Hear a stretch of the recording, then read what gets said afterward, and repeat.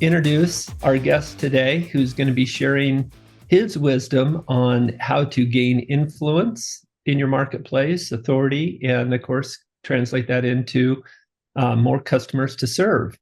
And so I have the great pleasure of introducing Keith Collins to you. Keith and I go way, way back. And I remember when, Keith, when did you start doing It's 20 years. That was with Randy Masters, and and we were doing those presentations at his office. That was 20 years ago. That is amazing. So 2 decades I've known this guy. And you could see that Keith was going to be successful from the very get-go.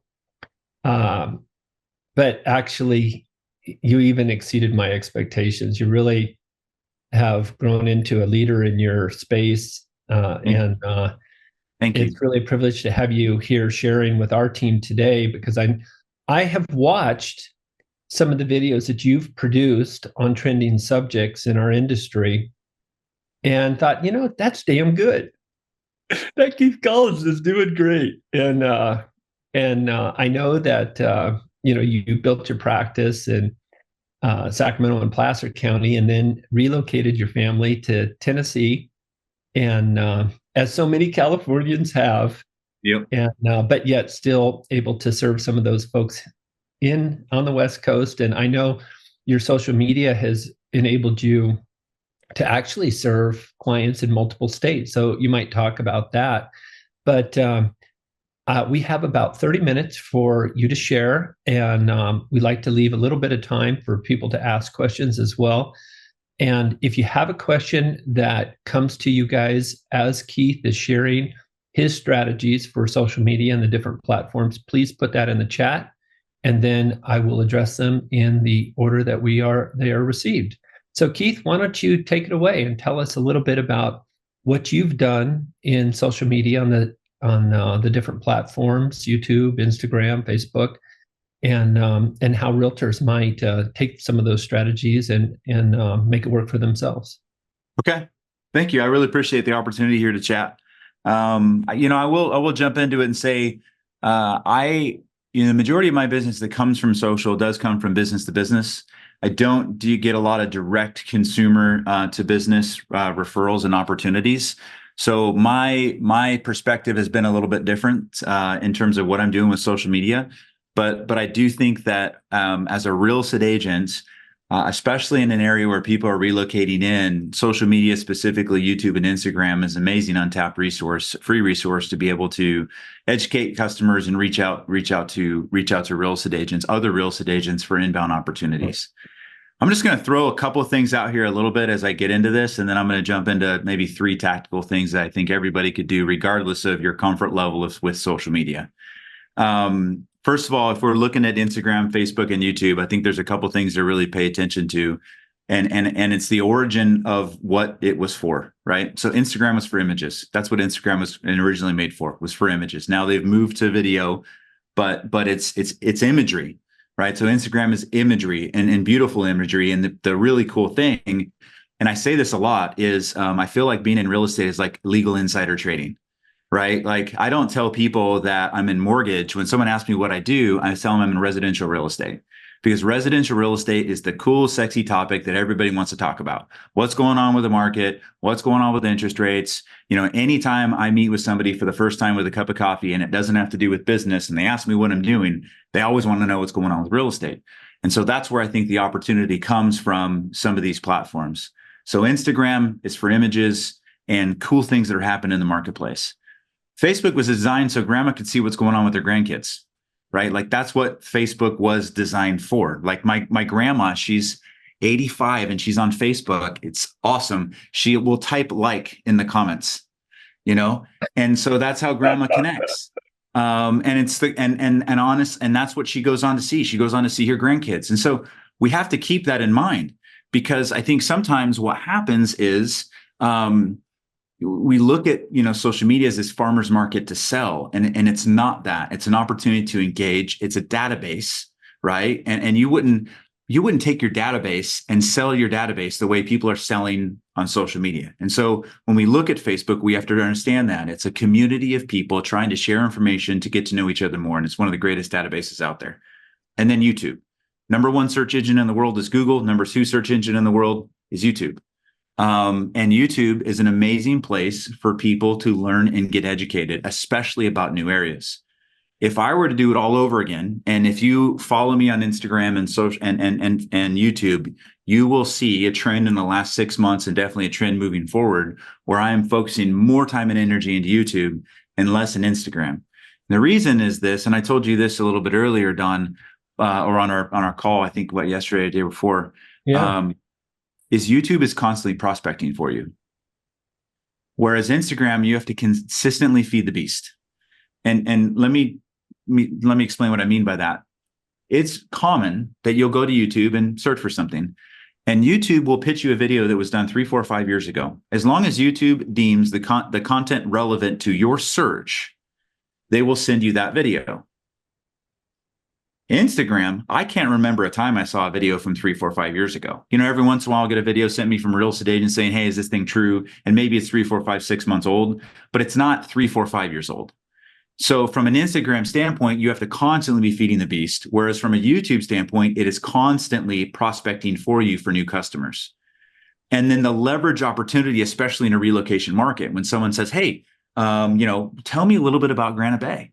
Oh, hey, you know what? I actually just did a 6-minute video on Granite Bay and all the cool restaurants or restaurant scene or whatever. Like, you instantly are an individual that has invested time, energy, money, and resources in an educational way to be able to give that information to your customers. So it's not only, YouTube is not only like an opportunity for you to generate organic leads, but it's an opportunity to solidify the new leads that you have, because you immediately are perceived as the industry expert because you're talking about a city that you may have just moved to. A great person to follow is Ken Pozak. So Ken Pozak on YouTube is an amazing person to follow. He last year got over $100 million in closed volume from YouTube unpaid. He's in Orlando, Florida, and he moved there 5 years ago. And is this a realtor lender? This is a realtor. He's a realtor. Oh. So I'm just saying, like, if I was going to go do a YouTube strategy, why not copy the person that's doing the best as a real estate agent, right? So Ken Pozak. And so that is also the beauty of social media, is follow people that are doing it really well, that are actually selling real estate, because there are people that are doing it that aren't selling real estate, but that are actually selling real estate, and then copy what they're doing. But Ken moved to Orlando from some other area and just started teaching people what it's like to live in Orlando. Megan, you track down Ken Pozak on the internet and put a link in the chat of him? I'll Google him. So from a YouTube standpoint, if you're in an area and you're all over the place right here with EXP, so there might be different places that you're at, but if you're in a high traffic relocation area, I would just be the area expert on the cool cities that you're working on, and you can utilize that to generate organic business, but you can also use that to educate people when someone sends you a referral. Hey, I'm looking at Spring Hill, Tennessee. Oh, I just did a video on that. Let me send it to you, and then we can set up a time to meet. So those are kind of I think, like, really stepping back from a high level standpoint on those 3 different platforms. Yeah, especially like what you said about YouTube. YouTube to me, besides being a search engine and a platform where we can produce content that is evergreen, so to speak, I think it's absolutely the best to position yourself as an authority in the marketplace. And, to be able to help you establish credibility and be able to, and I think there's a lot of agents right now that are questioning their value proposition as we are faced with the NAR settlement and the issues that we're going to have to contend with on the buyer side. Keith, now, in our pre-interview, you mentioned that there are some things that are what did you call it? I call it the narrative gap. The narrative gap, and they're off some subjects that you can't cover in 30 seconds. But why don't you speak to that a little bit? Yeah, so I use this as an example a lot, and this is in and going back more to like 2020, 2021, 2022. But if you were to follow real estate agents, and I'm just putting myself in the shoes of a customer, and you're following a real estate agent, and all these real estate agents just sold this home $30,000 over list, sold this home $50,000 over list, sold this home $60,000 over list. No wonder why they thought our job was easy, because we told them that it was. We set the expectation with clients that every home should sell for $30,000 over list, rather than saying, hey, we just helped this customer sell their home for $35,000 over the expected list price by executing our 5-step strategy. That strategy includes boom, boom, boom, boom, boom, right? You're educating the customer. What's happening though, and it's no wonder why they're beating us up on our commission, is we've made our job, which is not easy, look way too easy. And it's the narrative gap. We're putting information out there without explaining what it means. The best thing that you can say when you're starting a topic is what this means to you is. Because we are selfish people. We are on social media to learn about what this means to me. Well, I don't care that you sold 562 homes in the last 32 days. Like, I don't care. And your clients don't care. What they care about is how does what you know and what you do impact me if I'm planning on using you to sell my home? That's what we have to tell people and teach people. And so my concern with the NAR lawsuit is that there's not enough time to explain the complexities of what's going on. And when I've seen a lot of real estate agents try to tackle this topic, because it's a highly complex topic, it doesn't come off in such a way where we're educating customers. I worry that maybe customers are stepping back from that, thinking, this person's just fighting for their commission, because that's what it seems like a lot when that stuff's coming off. I think for the most part, the NAR lawsuit should be, unless you just lean into it and then like constantly educate on it. But if you're saying, hey, I'm just going to go do this one video because I'm all fired up about it right now, not a good idea. Because you need to have a comprehensive plan in place to be able to educate your customers over time as to what you do, how you do it, and how this impacts them moving forward, rather than just giving them a 30-second video of what they should do. And so that was kind of the topic on that NAR thing. But that's where, it's like just listed postcards, right? Like I hate just listed postcards, right? I just do. It doesn't really tell them anything. But what if instead, when you did a pre-list appointment, you went and saw what Zillow said the value was. And then when you sold that home, you actually sold that home for $82,000 over what the Zillow's estimate was. And then instead your postcard was, your neighbor just sold their home by enlisting our 3-step process to sell their home $82,000 over what Zillow said it was worth. Give us a call to figure out if you can do the same thing. By the way, I like the phrasing of that positioning against Zillow, because I think that some homeowners perceive Zillow to be more of an authority than an agent. And if you've got them $82,000 more than the Zillow estimate, boy, how wrong could they have been if they would have relied on that information, right? Hey, by the way, Megan is trying to search for Ken Pozak. How do you spell his last name? I got it. Oh, you did find it? Yeah. I found his, and Justin helped me. I found his YouTube and his Instagram, and I just put it in the chat. Pozek. Okay. Ken Pozak. Yeah. Yeah. I actually think, yeah. What if the NAR settlement is off limits? What do you think? What is your favorite go-to message? A couple of things, and that's great. So, great question. So, first of all, how many questions do you think you could ask in an escrow? Just typical escrow, from, hey, ring, ring, ring, I'm thinking about buying a home, to they have their keys. How many unique questions do we get from a client? 50, 100? Every question is content. Mm-hmm. How often do you get a question from a client? You're like, wow, like I've never heard that one before. And it's funny because every once in a while we'll get something that's super unique and out of left field. And maybe it's because they're weird. But for the most part, like the questions are very similar. And all buyers are asking those same questions.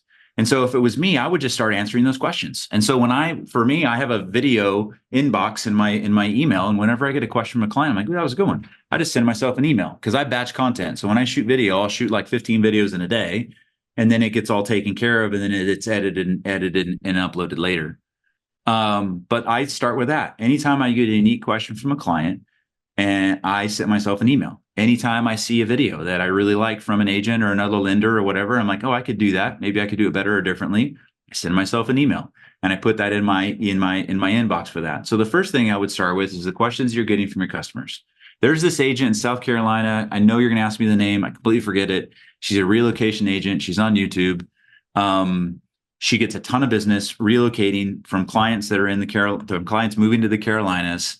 She got a video on how do realtors get paid. This is before the whole commission lawsuit. And I'm, she's in her car. The sun's like coming in the window. I think she's like doing her makeup at the same point in time. And she's got like 1 million views on this thing on how real estate agents get paid. How often do I talk with a first-time home buyer as a mortgage lender and they ask me like, okay, like I understand your fees, but how am I going to pay for Sue? Oh, our answer used to be different than it is now, but that's a very common question that clients ask. By the way, Keith, can you speak to what year was it that the mortgage brokers were required to disclose their fees? That was not that long ago. 2000. So Dodd-Frank, I think, was 2010, where everything changed and how we had set compensation. Compensation had to be set, couldn't change, has to be disclosed if you're a broker. A lot of the things have moved on from there and evolved. But yeah, our industry was really thrown up in the air, and that was Dodd-Frank Act 2010 after the great crash. And the point I want to make about that, you guys, is that was a tremendous transformation of the way that mortgage brokers had to approach the conversation of compensation for themselves with their client. And turns out that was 14 years ago. They're still here. And we ended up making more money. Honestly, the compensation reform was probably one of the greatest things that happened in the mortgage industry looking back on it. Isn't that interesting? But in the middle of it, we were, my dad was a mortgage guy. That's how I got into it. I remember sitting at a table with my dad, and because he was in Southern California, I was in Northern California, and he told me, this is the end of our industry. I'm like, whoa. And, I believe in the entrepreneurial nature of the real estate industry. I mean, it is just so cool what we do and how we do it. And we're going to figure it out. Some people are going to struggle for sure, but we're going to figure it out. Like, it's still a relationship business, and AI is not going to take over what we do tomorrow. And you're not going to get paid an hourly rate. That's just silly. So we'll figure it out. Yeah. I agree. So every video, every question you get is content. That's the first thing I would do. And then the second thing I would do is current events, but I would make sure that you focus on what this means to them, and maybe current events in their area, or something, how it relates to, something that's going on in the community. What I think that is the place to be is when something happens, your clients see the news, see the Wall Street Journal, see, Channel 13, and they stop and think, I wonder what Keith has to say about this. That's where it is, right? And then when we think about these platforms, we also have to think about why the people are there following us. For example, if someone's following you on Instagram, it's because they found one of your videos, and then they elected to follow you based on something they saw. And so I think you have to have a point of view or a perspective, because there's a reason they're following you. And then if you start talking about donuts and cookies all the time, like they're going to get confused as to your message. And we see that a lot too, right? Is with an Instagram page, gone are the days where Facebook's going to shut you down because you're talking about your business. No. Like, you can talk about it. And so something that I would say is so people find you from your feed, right? So that's your main content. People find you from your feed. They get to know you from your stories. So your stories are like a day in the life. Okay. And then you build trust with them through your DMs, right? Your messaging. Mm-hmm. Do not forget about sending direct messages through Messenger to people. That is it's like texting. It's an amazing form of communication. Someone follows you on Instagram, you absolutely have to send them a message thanking them for following you. How did you get on their radar? And are there any questions that you might be able to help them out with? Like, they're following you for a purpose. And if you're talking about, and you'll know most likely when they did, because you did a video, then all of a sudden you got 2 or 3 followers, it's probably related to that video, right? So engage with those people. So let me give you, good stuff here. Don, doing good? You're doing great. I just wanted to make a point there, though, of the value of these relationships. Johnny Jennings was telling me about one relationship he has. He's in Roseville, and he was telling me about a relationship he has with an agent in the East Bay. The two of them over the last 3 years have exchanged $4 million in business. One relocation relationship. Okay. So when Keith is talking about some realtor suddenly following you from South Carolina and the value of you DMing them, it's worth that, right? I don't know. Why the heck are we spending business? Yeah. Why the heck are we spending all this time and energy curating this content if we're not going to engage with the people that decide to follow you based on the content you put out there? It's kind of crazy, to be honest. Right. And so we have to engage. And so there's a strategy that I use 3 times a week, and I call it 10, 10, 10. And so it's 10 likes, 10 comments, 10 direct messages per day. So I'm super ADD. And Instagram and social media is a problem for me because you get into the death scroll, right? And all of a sudden, like 45 minutes go by, you're like, what the heck did I do? And you have this false sense that you actually got things done, but you didn't do anything. So I try to get in and get out. And so for me on Instagram and Facebook and LinkedIn, I go 10, 10, 10, 10 likes, 10 comments, 10 DMs, and then I'm out. 10 likes, 10 comments, 10 DMs, and then I'm out. And so one of the tricks that I want to teach you is grab your phone really quickly. Could I have the ability to share screen really quickly? Can I share my screen? You do. Okay, cool. So I think this video should play. So you see on Instagram where there's this, and this gets me business. This is where I get business. So on your Instagram, on your homepage, will this play? It should play. Yeah, cool. So when you click on that, there's a drop down and it says following in favorites. Did y'all see that? Mm-hmm.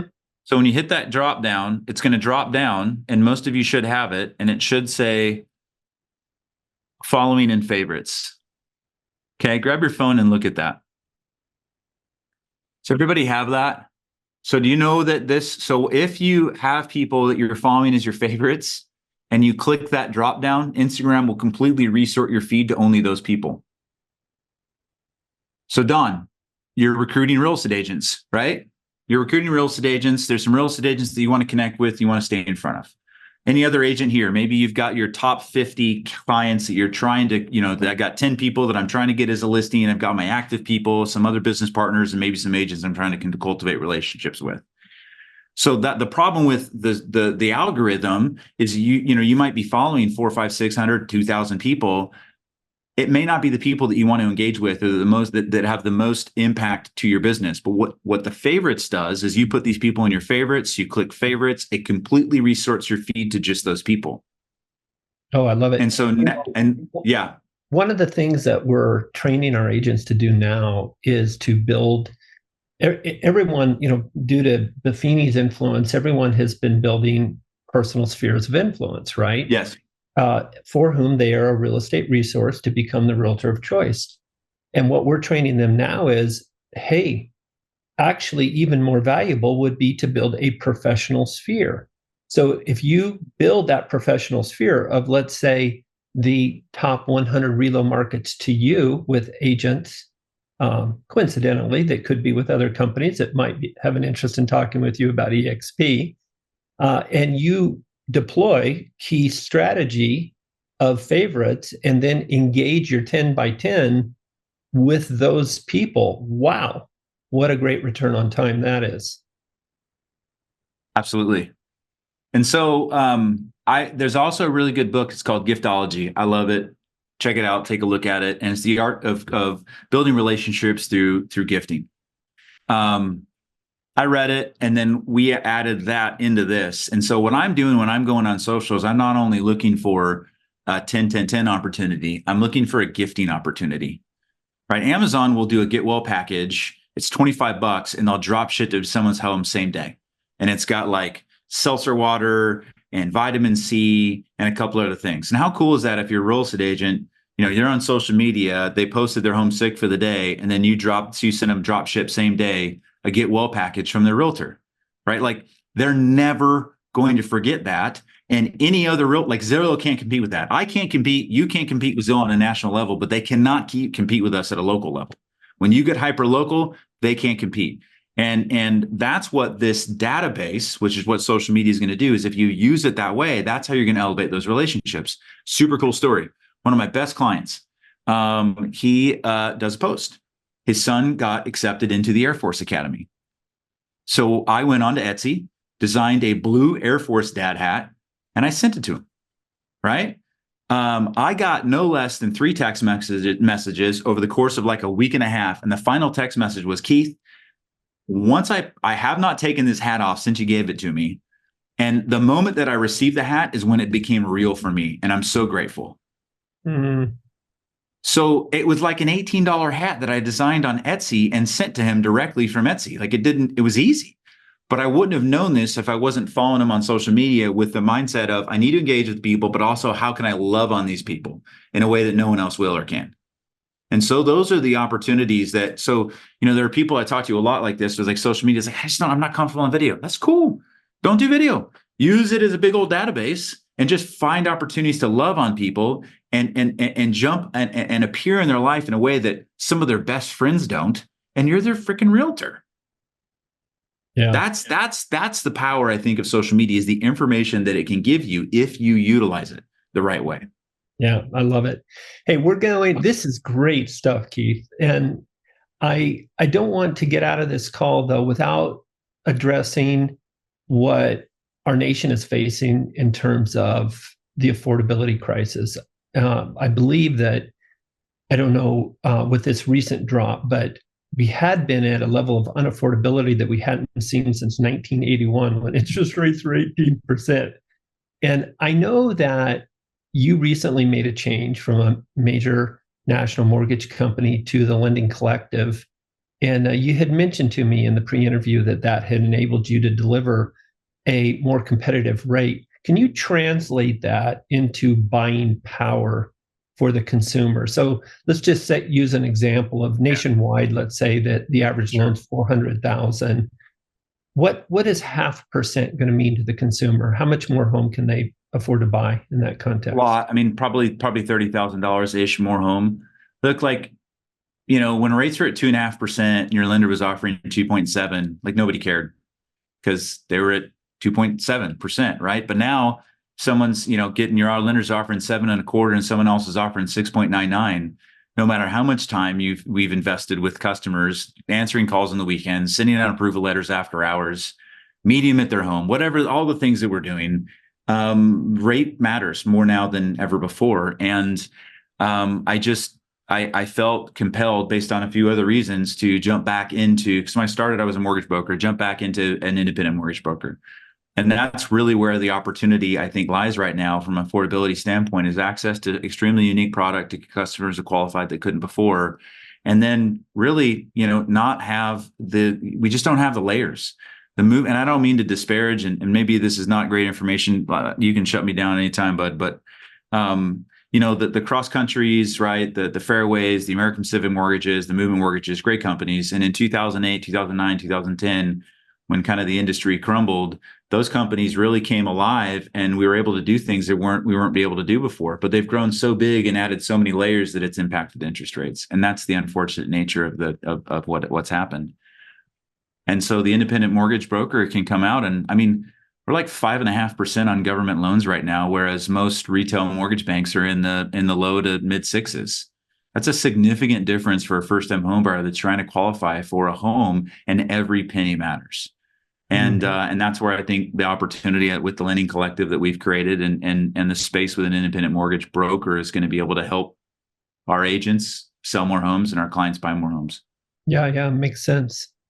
Well, you provided us a tremendous amount of value. I liked, by the way, the comparison to $82,000 over the Zestimate as opposed to $30,000 over list.